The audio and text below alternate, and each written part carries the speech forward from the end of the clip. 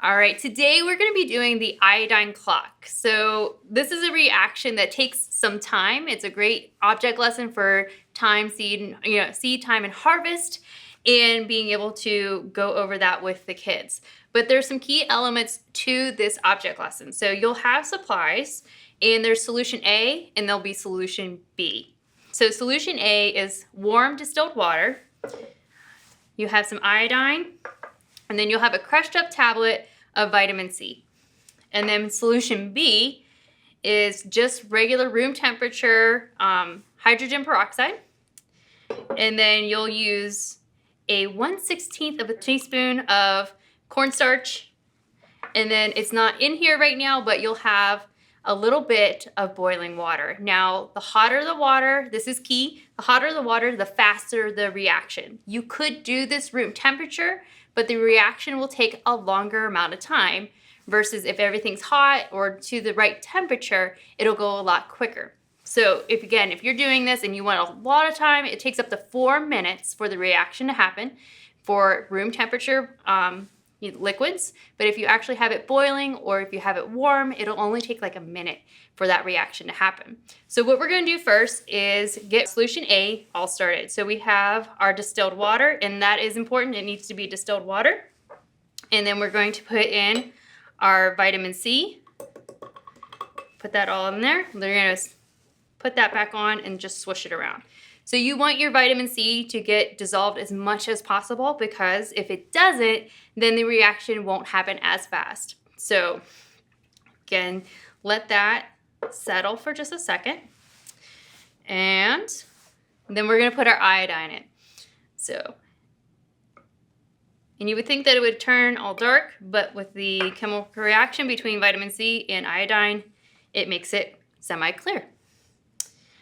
All right, so now that we have A done, let's do B. So we have our hydrogen peroxide, and we're just gonna need a little bit of the cornstarch. So we're gonna put that in first. Well, actually, I'm gonna put that in here, and we're gonna get that with our boiling water here. So I just made a kettle of water, and I need 40 milliliters of boiling water. Okay.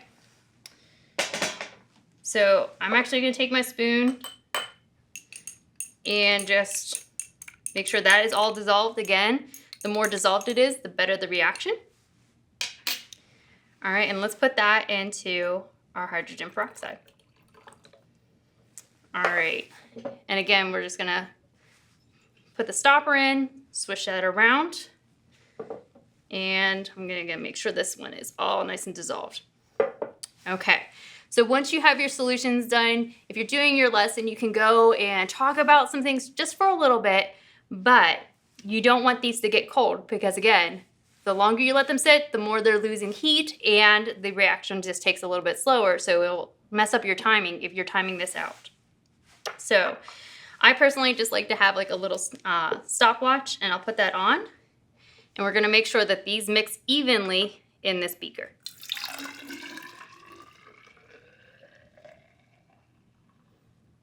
Okay, so you're gonna get almost all the way up to the top right there. And again, that is all mixed up. So again, you don't want to overflow it. Just make sure that you are putting it in equally. Now I have about 30 more seconds before this starts to react. And that's where, again, you want to go into your talking points again about how, you know what, we have, let's say, God's word, or we have us and our obedience.